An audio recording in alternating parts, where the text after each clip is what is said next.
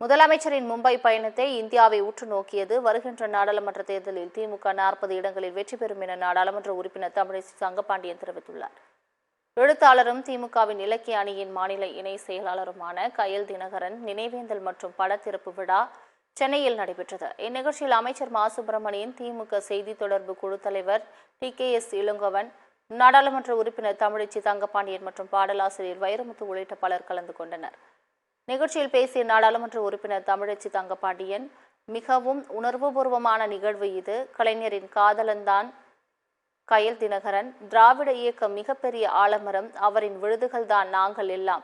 இலக்கிய அணி என்றாலே கயல் தினகரன் தான் நினைவுக்கு வருவார் என்று கூறினார். 2014 நாடாளுமன்ற தேர்தலில் ஒரு இடத்தை கூட திமுக பெறவில்லை என்றாலும் அதன் பின் மீண்டு வந்தது. வரும் நாடாளுமன்ற தேர்தலில் 40 இடங்களிலும் திமுக வெற்றி பெறும் என கூறினார். மும்பாயே அதிர்ந்து கொண்டிருக்கிறது என்று நம்முடைய தலைவர் கலைஞர் அவர்கள் தேசிய வளர்ச்சி கவுன்சிலில் 1970களில் உரையாற்ற சென்ற பொழுது இந்துஸ்தான் டைம்ஸ் அப்படிதான் எழுதியது. இன்றைக்கு வந்திருக்கின்ற தமிழ்நாட்டினுடைய முதலமைச்சர் இதற்கு முன்பாக டெல்லிக்கு வந்திருப்பாரா வந்திருக்க மாட்டாரா என்று கூட தெரியாது. இப்போதுதான் முதல் முறை வந்திருக்கிறவாவும் இருக்கக்கூடும். ஆனால் அவர் இன்றைக்கு வந்து சென்ற பின்பு, அவர் ஆற்றிய இந்த பேச்சிற்கு பின்பு இந்த உலகமே அவரை உற்று கவனிக்கும் என்று எழுதியது அதை முத்தமிழறிஞர் நிரூபித்தார். அதை போலத்தான் இன்றைக்கு இந்திய நாட்டினுடைய பிரதமர் யார் என்பதை தீர்மானிக்கின்ற அந்த சுட்டு விரலுக்கு சொந்தக்காரராக நம்முடைய மாண்பு முதலமைச்சர் அவர்கள் கூட்டணியினுடைய கூட்டத்திற்கு கலந்து சென்று கொண்டிருப்பது. இதனையடுத்து மக்கள் நல்வாழ்வுத்துறை அமைச்சர் மா சுப்பிரமணியன் மேடையில் பேசினார். அப்பொழுது பேசிய அவர், கயல் தினகரன் எழுத்துக்களில் ஈர்க்கப்பட்டவன் நான். மிக நெருங்கிய தொடர்பு உண்டு. சென்னை மேயராக இருந்தபோது பல நிகழ்வுகளில் சந்தித்து பேசிக் கொள்வோம் என நினைவு கூர்ந்தார். அண்ணன் கயல் தினகரன் அவர்களோடு எனக்கும் ஒரு மிக நீண்ட கால தொடர்புண்டு என்பதை வருகை தந்திருக்கிற அனைவருமே நன்றாக அறிவார்கள்.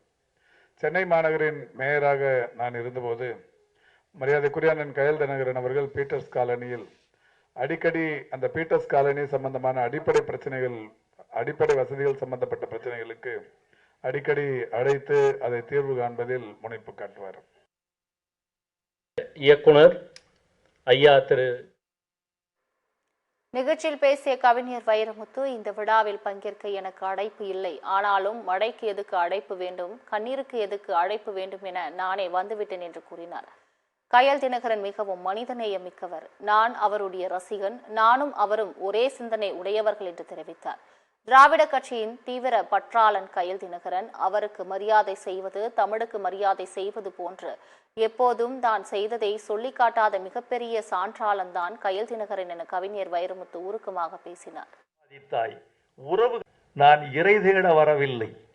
எனக்கு இறை இரண்டாம் பட்சம். எனக்கு இந்த குளத்தில் தண்ணீர் இருக்கிறது. ஒரு மீனுக்கு இறை முக்கியமா தண்ணீர் முக்கியமா என்று கேட்டால் இறை இரண்டாம் பட்சம், தண்ணீர் தான் முதல் பட்சம். இறை இல்லாமல் நான் வாழ்ந்து விடுவேன், தண்ணீர் இல்லாமல் நான் வாழ மாட்டேன். அந்த கயல்தான் இந்த கயல் என்று கருதி கொண்டிருந்தவர். இறை என்பது பதவி, அவரை அது தேடவில்லை.